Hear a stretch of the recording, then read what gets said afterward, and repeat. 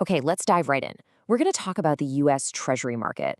It's the absolute foundation of the global financial system, and it affects pretty much every part of our economic lives. The crazy part, most of us never even think about it. And right now, it is sending out some serious warning signals. And look, this isn't some abstract academic problem.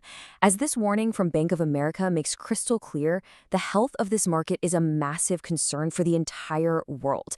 I mean, the stakes really couldn't be higher. So, what exactly has everyone so worried? I think this comparison just nails it.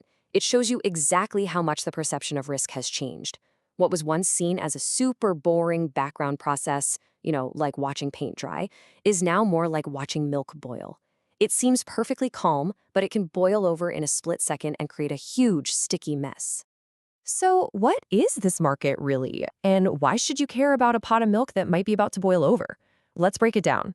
First off, let's just try to wrap our heads around the scale. This market has to absorb over $24 trillion of US government debt. The size is it's almost impossible to comprehend, and it's growing at an incredible speed. And it is so central to absolutely everything. This isn't just about how the US government pays its bills. The interest rates set in this market, they become the benchmark for your mortgage, for the loans that companies use to grow their business. It's the ultimate safe place for pension funds and global investors to park their money. When things get scary in the world, everyone runs to treasuries because they're supposed to be as good as cash. But what happens when that bedrock cracks? Because in March of 2020, the asset that's supposed to be as good as cash suddenly wasn't. The whole system just froze. To really get what went down, you need to understand this one key idea: a liquidity crisis.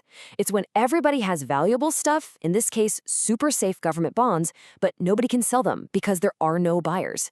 It's not that the bonds are worthless, it's that the market you use to trade them just stops working. And this is exactly the nightmare scenario that played out in March 2020. As panic over the pandemic started to spread, everyone tried to sell their treasuries to get cash, all at the exact same time. The system was just completely overwhelmed. That pot of milk boiled over, and the market froze solid, forcing the Federal Reserve to stage a massive, massive emergency intervention. The Fed had literally no choice but to become the buyer of last resort. To get the market working again, it bought roughly $1 trillion worth of government bonds by the end of that quarter. Just think about that, $1 trillion. So how could the safest market in the entire world just freeze up like that? And more importantly, are the conditions that caused it still here today? Let's take a look at the hidden heat sources putting all this pressure on the system. Okay, a huge part of the problem is that the traditional shock absorbers of this market, these big banks we call primary dealers, are playing a much smaller role than they used to. Their capacity to buy and hold bonds has just shrunk dramatically compared to the size of the market. I mean, look at this, from about 15% back in 2008 to less than 3% today. So you've got four core stresses all heating up the pot at the same time. First, the sheer amount of debt has just exploded. Second, new regulations put in place after 2008, while making banks safer, also limit how much of that debt they can absorb. Third, the Federal Reserve, which for years was a gigantic buyer, is now stepping back. And fourth, the whole system is now dominated by high-speed trading firms who can provide a ton of liquidity one second and then just vanish the next, adding this whole new layer of volatility. And, as Stanford's Darrell Duffy points out, the crisis was the most severe in a very specific corner of the market. The problem wasn't even with the newest, most traded bonds. It was with older, less liquid bonds known as off-the-runs, the stuff people had set aside for a rainy day. Well, that day arrived, and when everyone tried to sell these rainy day assets at once, the system just couldn't take it. So what's being done to stop this from happening again? Well, regulators are definitely aware of the risks, and they're looking at a whole toolkit of potential fixes to cool things down. The proposed solutions range from, tactical tweaks to full-on transformation. Things like Treasury buybacks could give some targeted relief. A new emergency lending window, called the Standing Repo Facility, has been set up as a backstop. And then there's talk of even bigger changes, like completely overhauling the basic plumbing of how trading happens to make the whole thing more resilient. But here's the catch, and it's a big one. As former Fed Vice Chair Don Cohn notes, having all these safety nets is great, but it's not enough if banks are too afraid to actually use them.